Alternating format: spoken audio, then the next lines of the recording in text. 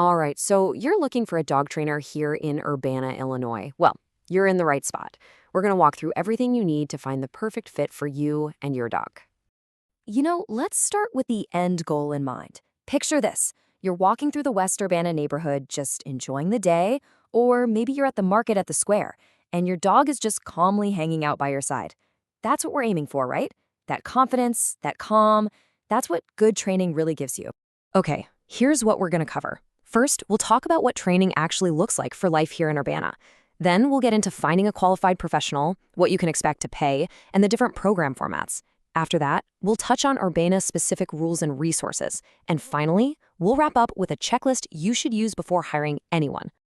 All right, Section 1, Training for Urbana Life. So let's connect those training goals to what we actually do every day around town. Yeah, this is so key.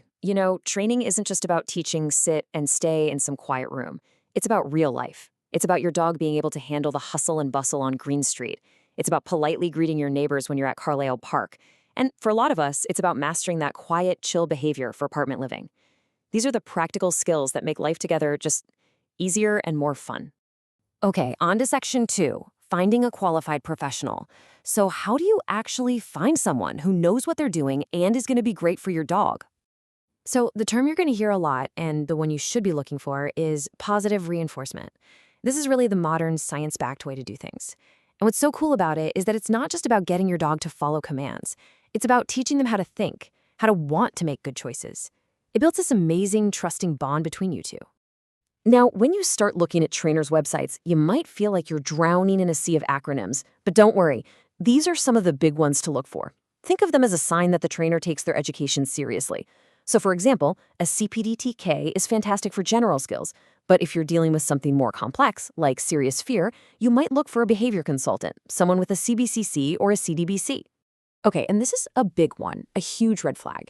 If you talk to any trainer and they start talking about using fear, intimidation, or physical punishments, just walk away. Seriously, those old school methods can actually make problems worse. They can create anxiety, even aggression. You want someone who's going to build your dog's confidence up, not tear it down. Moving on to Section 3, costs and program formats. Let's get into the nitty-gritty of what you can expect to pay and the different ways training is offered. All right, let's talk money. This gives you a pretty good ballpark for what training costs here in Urbana. As you can see, there's a big range. You've got your group classes on one end, which are really affordable. Then you've got private lessons and all the way up to board and train programs. This should at least give you a starting point for figuring out your budget. So which one's right for you? Well, it totally depends on your dog and what you're working on. Group classes are awesome for socialization and for practicing with distractions. But if your dog gets easily overwhelmed, or if you're trying to fix something specific, like bolting out the front door, then a private session is probably a better bet. Okay, next up, Section 4, Urbana's rules and resources. It's always good to know the local rules of the road, plus where you can go to practice everything you're learning. So check this out. 8 feet. That's the longest your leash can be on any public property in Urbana. Think about that for a second. If your dog is a puller, 8 feet disappears fast.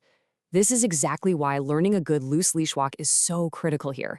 It's not just about being polite, it's about making every walk you take way less stressful and, legal. And here are a few other local ordinances to be aware of. Things like keeping the rabies tag on the collar, the nuisance barking rules, and that leash law we just talked about. I like to think of these less as restrictions and more as just guidelines for being a good neighbor. And hey, good training helps with pretty much all of this. The really cool thing is, Urbana has some amazing places to practice. These are like your real-world classrooms.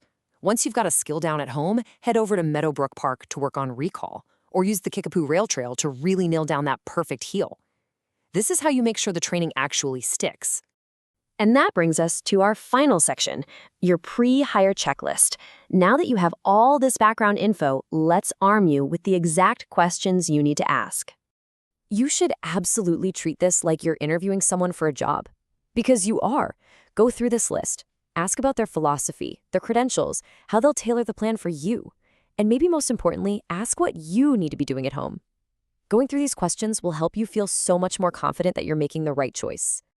When it comes right down to it, this is what it's all about.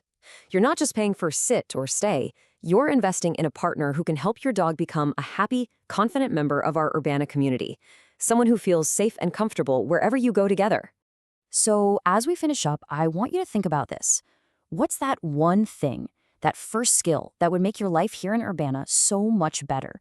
Is it being able to walk past the farmer's market without a fuss? Or maybe just having a polite greeting when a neighbor says hello in the park? Whatever that is for you, hold on to it. That's where you start. I wish you the best of luck on your training journey.